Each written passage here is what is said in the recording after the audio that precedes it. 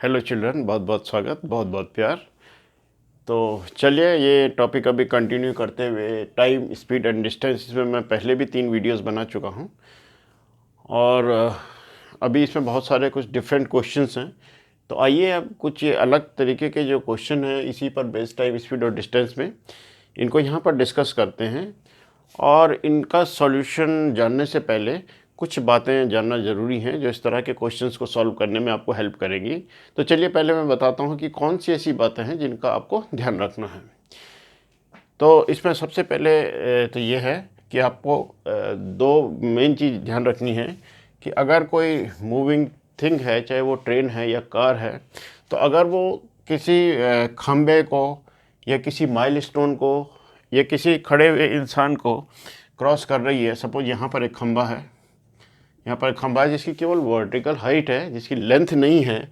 अगर कोई भी मूविंग थिंग, चाहे वो कार हो, ट्रेन हो, अगर इसको क्रॉस कर रही है, तो इसको क्रॉस करने में, इस पोल को क्रॉस करने में, या कोई पेड़ है इसको क्रॉस करने में, वो कितनी डिस्टेंस चलेगी, जितनी की उसकी अपनी लेंथ होगी। माना ये ट्रेन है और ये एक पोल को क्रॉस करती है, तो एक पोल को क्रॉस करने में ट्रेन को कितनी लेंथ चलनी पड़ेगी, जिसकी जितनी की ट्रेन की लेंथ होगी। अगर ये ट्रेन सपोज 100 मीटर लंबी है और किसी पोल को या किसी खड़े हुए आदमी को क्रॉस कर रही है, तो वो 100 मीटर चलेगी, अपनी लेंथ के बराबर ही लंबाई चलेगी। पहली बात आपको ध्यान रखनी है। दूसरी बात कि अगर ये ट्रेन किसी पुल को क्रॉस कर रही है, ब्रिज को क्रॉस कर रही है या प्लेटफॉर्म को क्रॉस कर रही है, सपोज ये आप समझ लीजिए कि ये यहाँ पर कोई ब्रिज है और ट्रेन इसके ऊपर से होकर के गुजर रही है। ये ट्रेन है जो इसके ऊपर से होकर के गुजर रही है, तो इस ब्रिज को पार करने में ट्रेन को कितनी लेंथ चलनी पड़ेगी। इस ब्रिज को पार करने में, क्योंकि इस ब्रिज की अपनी लेंथ है, तो इस ब्रिज को क्रॉस करने में ट्रेन को जो लेंथ चलनी पड़ेगी वो किसके बराबर होगी, वो होगी ब्रिज की लेंथ और प्लस ट्रेन की अपनी लेंथ। इन दोनों को जोड़ना पड़ेगा आपको। तो इस तरह के क्वेश्चन जब भी आएंगे कि कोई ट्रेन किसी ब्रिज को या प्लेटफॉर्म को क्रॉस कर रही है, तो आपको जो डिस्टेंस कवर है ट्रेन के द्वारा, वो कैसे निकालेंगे आपको दोनों लेंथ जोड़नी पड़ेगी। या जब एक ट्रेन दूसरी ट्रेन को क्रॉस कर रही है, ये दोनों ट्रेन एक दूसरे को क्रॉस कर रहे हैं, तो वो कितनी डिस्टेंस चलेंगे, उन दोनों की लेंथ को हमें जोड़कर तभी हमें पता लगेगा कि वो ट्रेन एक दूसरे को क्रॉस करने में कितनी लेंथ उनको चलनी पड़ेगी। दूसरी चीज़ यहाँ पर यह है कि अगर एक चलती हुई चीज़ किसी दूसरी चलती हुई चीज़ को, या एक चलती हुई ट्रेन किसी दूसरी चलती हुई ट्रेन को क्रॉस कर रही हैं, तो इसमें दो कंडीशन आएगी। एक कंडीशन ये कि पहली ट्रेन इस डायरेक्शन में चल रही है और दूसरी ट्रेन भी इसी डायरेक्शन में चल रही है, यानी दोनों की डायरेक्शन, दोनों की दिशाएं बराबर एक सी हैं। ओके, सपोज दो ट्रेन्स हैं और दोनों एक ही दिशा में चल रही हैं, एक ही डायरेक्शन में चल रही हैं, तो उस केस में हम क्या करेंगे, उस केस में हम इनकी रिलेटिव स्पीड निकालेंगे। सबसे पहले क्या निकालेंगे, रिलेटिव स्पीड। तो याद रखिए यहाँ पर भी दोनों मूविंग कंडीशन में हैं, दोनों चीज़ें चल रही हैं और एक ही डायरेक्शन में चल रही हैं, तो हम क्या करेंगे, रिलेटिव स्पीड निकालेंगे। तो रिलेटिव स्पीड जो है, क्योंकि इनकी डायरेक्शन सेम है, इनकी डायरेक्शन सेम है, तो जो रिलेटिव स्पीड होगी इन दोनों की स्पीड के डिफरेंस के बराबर होगी। उसकी जो रिलेटिव स्पीड होगी वो इनके डिफरेंस ऑफ स्पीड्स के बराबर होगी। डिफरेंस ऑफ स्पीड्स यानी इन दोनों की चाल का जो अंतर होगा वो इनकी रिलेटिव स्पीड होगी, आपेक्षिक गति जिसको हम कहते हैं। ओके, तो आपको ये ध्यान रखना है कि कभी भी किसी क्वेश्चन में दिया हो कि दो ट्रेन चल रही हैं और दोनों एक ही डायरेक्शन में चल रही हैं, तो इस क्वेश्चन को सॉल्व करने से पहले आपको रिलेटिव स्पीड निकालनी है। और रिलेटिव स्पीड कैसे निकालेंगे, इन दोनों की चालों का जो अंतर होगा, the difference between their speeds, वो आपकी रिलेटिव स्पीड हो जाएगी। उसके बाद एक दूसरी कंडीशन ये भी आ सकती है आपके पास में कि जब ये ट्रेन्स अपोजिट डायरेक्शन में चल रही हैं, ये ट्रेन्स आपस में क्या कर रही हैं, अपोजिट डायरेक्शन में चल रही हैं। उस केस में क्या होगा, जब अपोजिट डायरेक्शन में चल रही हैं, तो क्योंकि दोनों ही मूव कर रही हैं, दोनों ही चल रही हैं, तो जो उनकी रिलेटिव स्पीड होगी, इस केस में रिलेटिव स्पीड होगी, वो इनके इनकी जो स्पीड्स होगी उनके सम के इक्वल होगी। उन दोनों को हम क्या करेंगे, एड अप कर देंगे, उन दोनों को हम क्या कर देंगे, जोड़ देंगे, तभी रिलेटिव स्पीड निकलेगी। ठीक है, तो ये दोनों कंडीशन आपको ध्यान रखनी है। आपको क्वेश्चन में देखना है क्या ये ट्रेन्स जो एक दूसरे को क्रॉस कर रही हैं ये क्या एक ही डायरेक्शन में चल रही हैं या अपोजिट डायरेक्शन में चल रही हैं। अगर ये एक ही डायरेक्शन में चल रही हैं तो आप इनकी रिलेटिव स्पीड निकालेंगे, इनकी स्पीड्स का डिफरेंस लेंगे। अगर ये ट्रेन्स अपोजिट डायरेक्शन में चल रही हैं तब भी आप रिलेटिव स्पीड निकालेंगे, तब रिलेटिव स्पीड इन दोनों की स्पीड्स को जोड़ करके उनको ऐड करके वो उनकी रिलेटिव स्पीड निकलेगी। तो चलिए, क्योंकि इसी कंसेप्ट पे बेस्ड हैं ये क्वेश्चंस, इन दोनों कंसेप्ट पहले भी मैंने जो आपको बताया था कंसेप्ट, और डिस्टेंस कर्व वाला और दूसरा रिलेटिव स्पीड वाला, इन्हीं का हम यूज़ करेंगे इन क्वेश्चंस को सॉल्व करने पे। तो चलिए करते हैं सॉल्व। तो पिछले वीडियो में मैंने एक क्वेश्चन यहाँ पर छोड़ दिया था क्योंकि वो वीडियो बहुत लंबा हो रहा था, तो चलिए यहीं से शुरुआत करते हैं। तो ये क्वेश्चन है यहाँ पर, how long a train 60 metres long travelling at 40 kilometre per hour take to pass through a station whose platform is 90 metre long.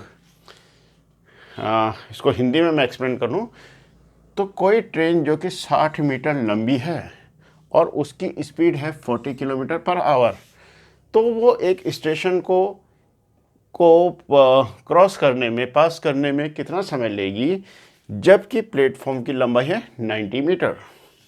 अब आप देखिए, जैसे मैंने आपको बताया था कि जब ट्रेन किसी प्लेटफॉर्म को, किसी ब्रिज को अगर पार कर रही है, पुल को पार कर रही है, तो तब उसके द्वारा जो डिस्टेंस चली जाएगी वो उसकी अपनी लंबाई और प्लस जो ब्रिज की लंबाई है, ये दोनों ही उसमें जुड़ेंगी।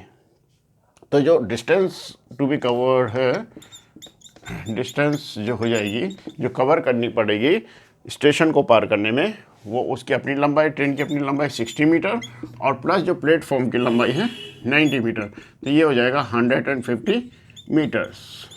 ये ट्रेन को कवर करनी पड़ेगी। डिस्टेंस हमारे पास आ गई। अब हमें क्योंकि टाइम निकालना है, हाउ लॉन्ग अ ट्रेन, यानी ट्रेन कितना टाइम लेगी, तो उसके लिए अभी हमें स्पीड यहाँ पर दी हुई है। तो स्पीड है यहाँ पर 40 किलोमीटर्स पर आवर। अब क्योंकि यहाँ पर डिस्टेंस हमारे पास है मीटर्स में, इसलिए हम स्पीड को भी मीटर पर सेकंड में चेंज कर देंगे। इसको 5/18 से मल्टीप्लाई कर लेंगे, तो 40 × 5/18, अभी चेंज हो गया मीटर पर सेकंड में। और ये कैंसिल हो रहा है, 2 से कैंसिल कर लेंगे, 2 9 are 18 और 2 से ये 20 times, and this is 100/9 metre per second. ये आपकी स्पीड आ गई।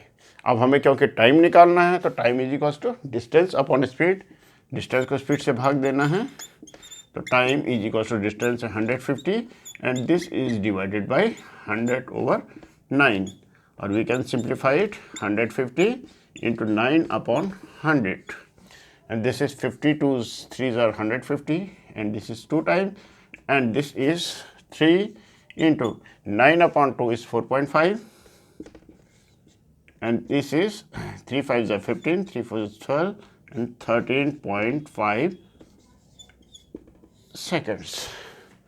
ओके, तो ये बहुत सिंपल सा सवाल है, सिर्फ आपको इसका कंसेप्ट समझना है। आपको ये चीज़ याद रखनी है, जब एक ट्रेन किसी ब्रिज को पार कर रही है, किसी प्लेटफॉर्म को पार कर रही है, तो उसको जो लेंथ चलनी पड़ेगी वो अपनी लंबाई और प्लस वो प्लेटफॉर्म या ब्रिज की लंबाई, इन दोनों को जोड़ करके जो डिस्टेंस आएगी उतनी डिस्टेंस उस ट्रेन को कवर करनी पड़ेगी। हाँ, okay, so we will go to the next question. I hope ये आपको समझ में आ गया होगा। तो हमारे पास जो नेक्स्ट क्वेश्चन है, आपको पहले मैं हिंदी में एक्सप्लेन करता हूँ। ये है, 2 trains of equal length takes 10 seconds and 15 seconds respectively to cross a milestone. If length of each train is 120 meters, in what time will they cross each other traveling in opposite direction? देखिए, इसको पहले हम हिंदी में समझते हैं कि जो 2 trains हैं, 2 रेलगाड़ियां हैं, उनकी लंबाई बराबर है, इक्वल लेंथ है ना, बराबर लंबाई की हैं। Takes 10 seconds and 15 seconds respectively to cross a milestone. तो जब वो एक माइलस्टोन जो स्टोन आपने सड़क के किनारे देखे होंगे, जो हमें दूरियां डिस्टेंस बताते हैं, तो माइलस्टोन सड़क के किनारे लगे होते हैं। तो किसी माइलस्टोन को जब वो ट्रेन क्रॉस कर रही है, तो जो पहली वाली ट्रेन है वो उस माइलस्टोन को 10 सेकंड में पार करती है। ये मान लीजिए माइलस्टोन है, तो पहली वाली ट्रेन इस माइलस्टोन को 10 सेकंड में पार करती है, और जो दूसरी वाली ट्रेन है वो इसी माइलस्टोन को 15 सेकंड्स में पार करती है। ओके, इसका मतलब दोनों की स्पीड अलग अलग है, क्योंकि पहली वाली ट्रेन उसको 10 सेकंड में, माइलस्टोन को 10 सेकंड में क्रॉस कर रही है, और दूसरी वाली ट्रेन उस माइलस्टोन को 15 सेकंड में क्रॉस कर रही है। ठीक है, अब हर एक ट्रेन की जो लेंथ है वो 120 मीटर्स यहाँ पर दी गई है, यानी पहली ट्रेन की लेंथ भी 120 और दूसरी ट्रेन की लेंथ भी 120 मीटर है। In what time will they cross each other travelling in opposite direction? अगर वो दोनों ट्रेन्स अपोजिट डायरेक्शन में चल रही है, यानी एक इधर चल रही है और दूसरी इसके अपोजिट यानी विपरीत दिशा में चल रही है, तो हमें ये बताना है कि ये दोनों ट्रेन एक दूसरे को कितने समय में क्रॉस कर लेंगी, पार कर लेंगी। तो आई होप क्वेश्चन आपको समझ में आ गया होगा। तो चलते हैं इसके सॉल्यूशन की तरफ। तो देखिए, सबसे पहले हमें दिया हुआ है कि लेंथ ऑफ इस ट्रेन यानी length of first train and second train दोनों की कितनी लेंथ है, 120 मीटर्स। तो यहाँ पे लिख देते हैं हम length of each train is equals to 120 metres. Okay, अब हम दोनों के लिए पहले स्पीड निकालेंगे कि इनकी स्पीड क्या है, यानी फर्स्ट ट्रेन की। तो speed of first train and second train, तो पहले हम निकालते हैं स्पीड ऑफ फर्स्ट ट्रेन। तो देखिए स्पीड कैसे निकालेंगे। जब ये पहली वाली ट्रेन किसी माइलस्टोन को क्रॉस कर रही है, तो मैंने आपको बताया था माइलस्टोन की केवल हाइट होगी, इसकी लेंथ तो होगी नहीं। तो जब ये ट्रेन इस माइलस्टोन को क्रॉस करेगी तो कितनी लेंथ चलेगी, जितनी उसकी अपनी, कितनी डिस्टेंस चलेगी जितनी की उसकी अपनी लेंथ होगी। तो इसका मतलब जो पहली वाली ट्रेन है ये अपनी लेंथ के बराबर ने 120 मीटर चलती है, और उसको चलने में कितना, यानी उसको चलने में, उसको क्रॉस करने में कितना टाइम ले रही है, 10 सेकंड माइलस्टोन को। तो इसका मतलब ये 120 मीटर जो है 10 सेकंड्स में चल रही है। तो इसकी स्पीड निकल जाएगी, क्योंकि तो मीटर्स है और ये सेकंड है, तो metre per second, and this is 12 metre per second. This is the speed of the first train. Similarly, we can calculate the speed of second train. इसी तरह से हम दूसरी ट्रेन की स्पीड निकालेंगे, speed of second train.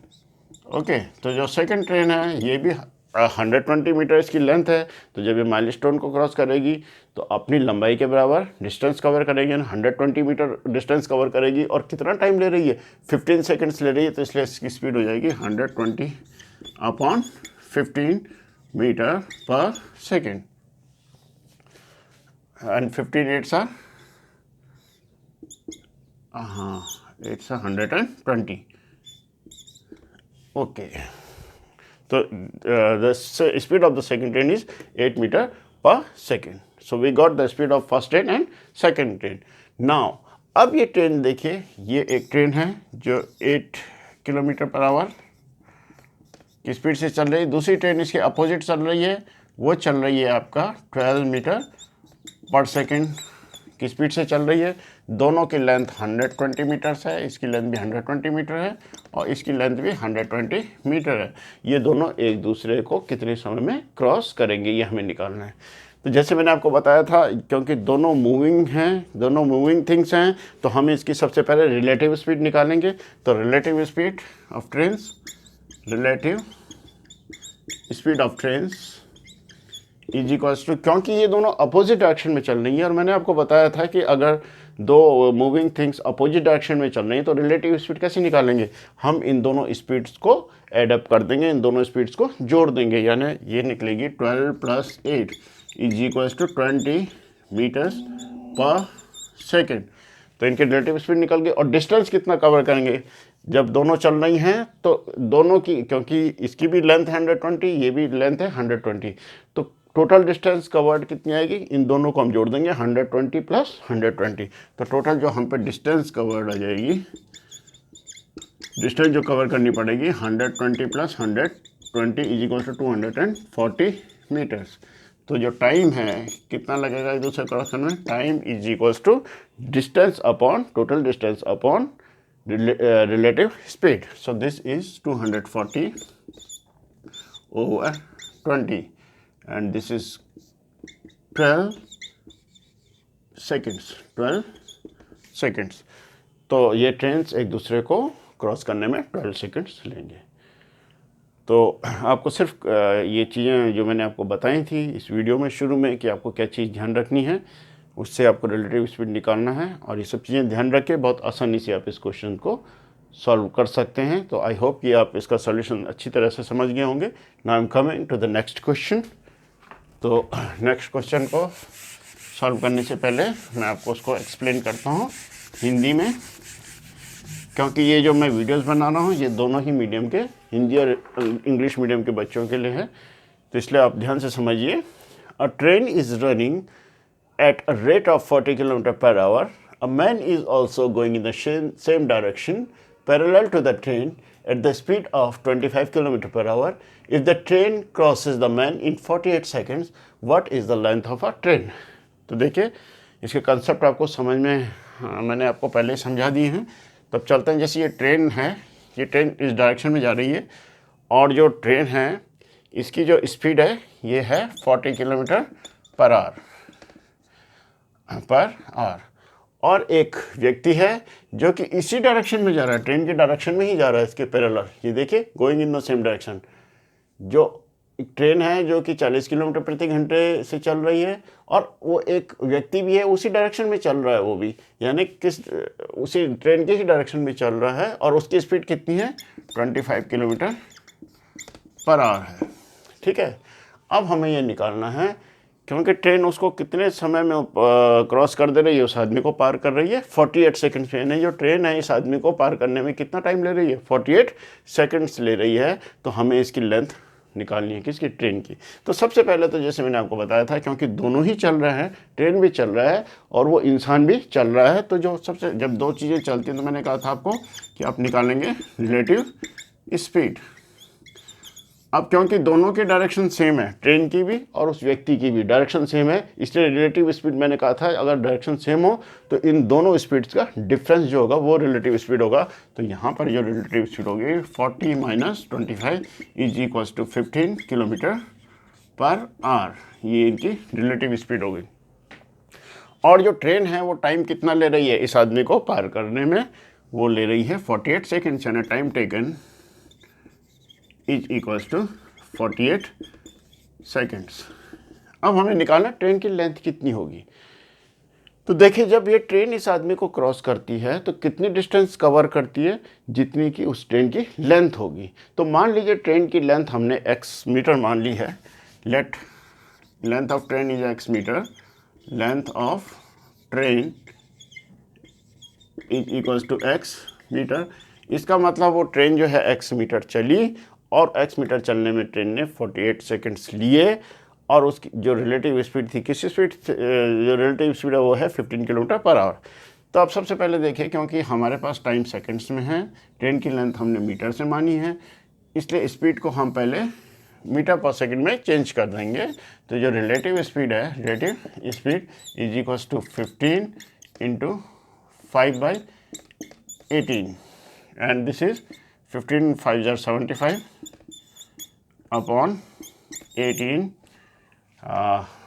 Metre per second, और we can simplify it by cancelling it by 3 2 जार 6, 3 5 जार 15 और 3 6 जार 18, 25 upon 6 metre per second.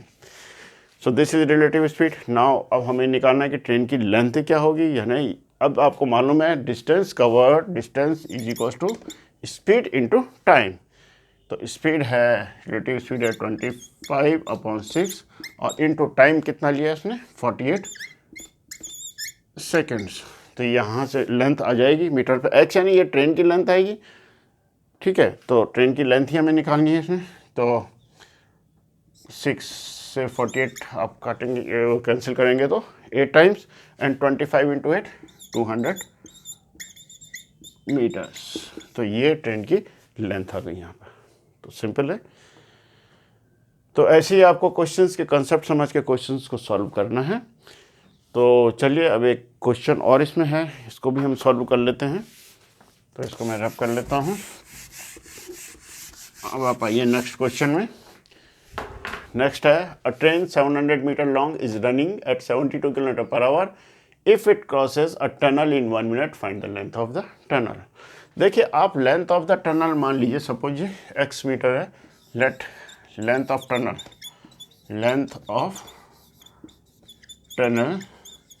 Is equals to x metre. देखिए एक ट्रेन है, ट्रेन की लेंथ हमें कितनी दी है, 700 मीटर दे रखी है, और ये किस स्पीड से चल रही है, 72 किलोमीटर पर आवर की स्पीड से चल रही है, प्रति घंटे की रफ्तार से चल रही है 72 किलोमीटर। और ये एक टनल यानी एक सुरंग को ये 1 मिनट यानी 60 सेकंड में पार कर लेती है। तो हमें उस टनल की यानी उस सुरंग की लंबाई को बताना है। हमने सुरंग की लंबाई को मान लिया x मीटर। अब मैंने आपको जैसे बताया था कि क्योंकि टनल की अपनी लेंथ x मीटर है और ट्रेन की लेंथ कितनी है, 700 मीटर है, इसलिए जब वो टनल को क्रॉस कर रही है तो कितनी डिस्टेंस चलेगी, यानी डिस्टेंस कवर्ड बाय ट्रेन, कितनी डिस्टेंस कवर की होगी उसने, जितनी उसकी अपनी लेंथ होगी और प्लस जितनी टनल की लेंथ है। तो 700 प्लस x मीटर्स, इतनी डिस्टेंस कवर की है ट्रेन ने। और इसको कवर करने में कितना टाइम लिया है ट्रेन ने, 1 मिनट, यानी time taken by train to cover the distance is equals to 1 minute. And 1 minute is equals to, you can say 60 seconds लिया है। तो अब हमारे पास डिस्टेंस है, हमारे पास टाइम दिया हुआ है, और हमारे पास में हमें x निकालना है एक्चुअली। और स्पीड दे रखी है ट्रेन की, कितना है, 72 किलोमीटर पर आवर, यानी हमें स्पीड दे रखी है 72 किलोमीटर पर आवर, जिसे हम चेंज कर देंगे मीटर पर सेकंड में। 72 इंटू 5/18 मीटर पर सेकंड, 18 4 जार 72 एंड 5 4 जार 20 meter per second. And the distance is equal to speed into time. Distance है 700 प्लस x, डिस्टेंस इतनी कवर की है, इज इक्वल टू स्पीड कितनी है ट्रेन की, 20 मीटर पर सेकेंड, और इनटू टाइम कितना लिया है, 60 सेकेंड्स। तो यहाँ पर हम इसको सॉल्व कर लेंगे। तो 700 plus x is equal to 1200। So अब x को कैलकुलेट करेंगे तो 700 को इधर शिफ्ट कर देंगे, तो x is equal to 1200 minus 700 is equal to 500 metres. What is x? x is the length of the tunnel। तो हमें टनल की लेंथ मिल गई, कितना है, 500 मीटर्स। सो आई होप अगर आप इस वीडियो को 2-3 बार ध्यान से देखेंगे तो आपको ये सारे क्वेश्चंस का सॉल्यूशन विद कंसेप्ट आपको समझ में जाएगा। तो कीप ट्राइंग। So thanks.